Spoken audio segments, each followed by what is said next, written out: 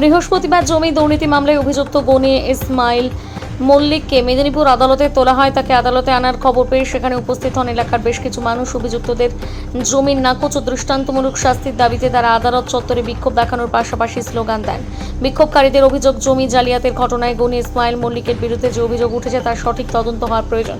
কোনোভাবেই যেন তাকে জমিন দেওয়া না হয় সেই দাবি তোলা হয়। পাশাপাশি জমি দুর্নীতির সঙ্গে আরও কেউ জড়িত থাকলে তাদের তদন্তের মাধ্যমে চিহ্নিত করে কঠোর শাস্তির দাবি জানান এলাকার বাসিন্দারা।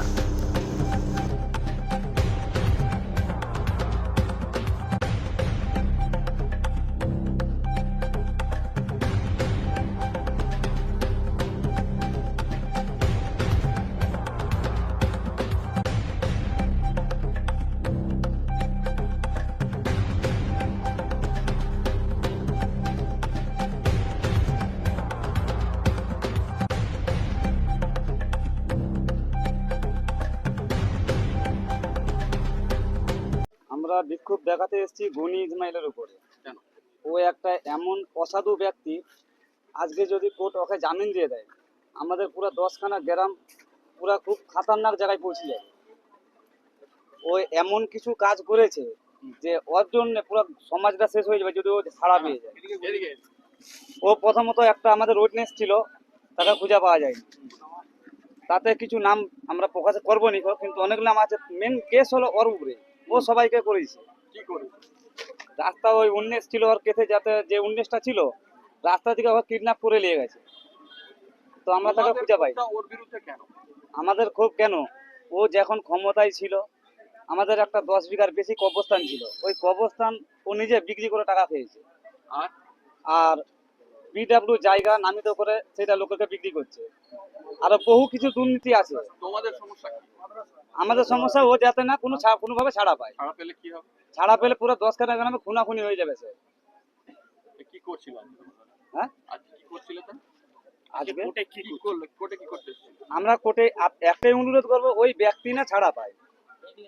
এটা আপনাদের কাছে অনুরোধ করবো, আপনারা যতটা পারবেন আমাদের সাপোর্ট করবেন। আরো পিছনের লোক আছে, এখন সবাই ওর বিপক্ষে আসে আপনারা। ও যদি ছাড়া পেয়ে যায় পুরো সমাজ নষ্ট হয়ে যাবে।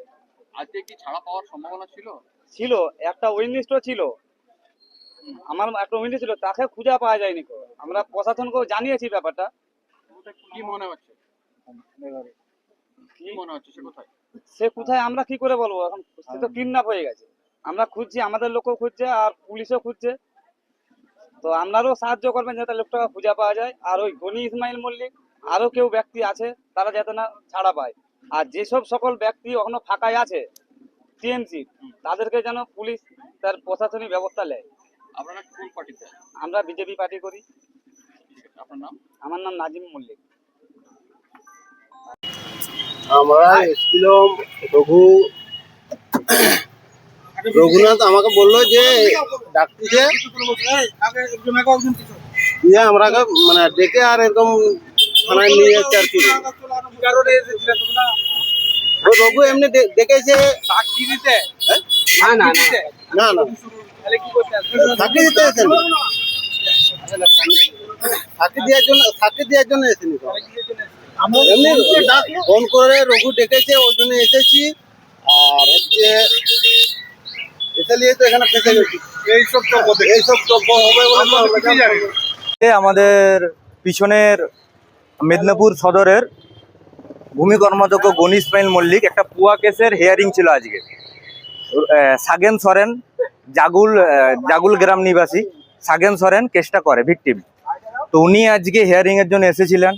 ওনাকে হাইজ্যাক করা হয়।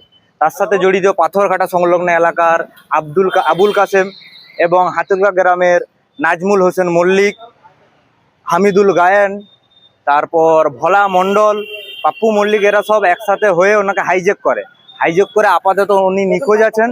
ওনার সাথে কিছুজন এসেছিলেন, ওনাকে নিয়ে এসেছিলেন ওনাদের গ্রাম সংলগ্ন এলাকা থেকে, যে পুলিশ এসে তদন্ত করে ওনাদেরকে আপাতত অ্যারেস্ট করে নিয়ে গেছে। কতজনকে অ্যারেস্ট করে নিয়ে গেছে? প্রায় 5 জন। এরা কি ভুয়ো করতেছিল? হ্যাঁ, ভুয়ো টাকা নিয়ে সাক্ষী দিতে এসেছিল। হ্যাঁ, ভুয়ো সাক্ষী দিতে এসেছিল। টাকা নিয়ে ওকে হাইজ্যাক করে, ওই সাগেন সরেনকে হাইজ্যাক করে ভয় দেখিয়ে জোর জুলুম করে এখানে কেসটা তুলতে নিয়ে এসছে। এটা পুয়া case, ST SC Gani Ismail মল্লিকের বিরুদ্ধে, গনি ইসমাইল মল্লিক এবং পথিক মল্লিক যাদের বিরুদ্ধে হয়েছে। এবার প্রতীক মল্লিক এখানে অ্যারেস্ট করা হয়নি, উনি স্যালেন্ডার হননি।